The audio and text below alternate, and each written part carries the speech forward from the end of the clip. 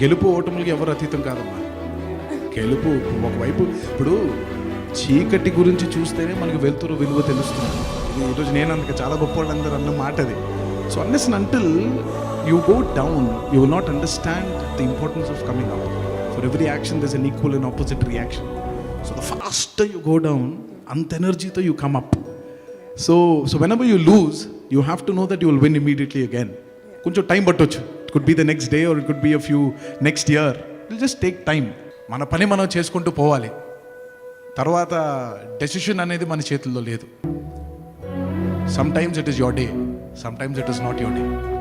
So winning or losing, take it on to your stride and move on. Negative అనేది ఎంత స్ట్రాంగ్గా ఉంటుందంటే అది అలా కట్టలు తెంచుకున్నలాగా మన మీదకి వచ్చి పడిపోతుంది అమాంతంగా.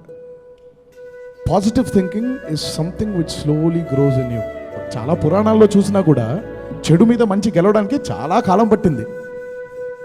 మంచి మీద చెడు త్వరగా గెలిచిపోయింది, కానీ చెడు మీద మంచి గెలవాలి అని అంటే కొన్ని సంవత్సరాలు, కొన్ని కాలాలు పట్టింది.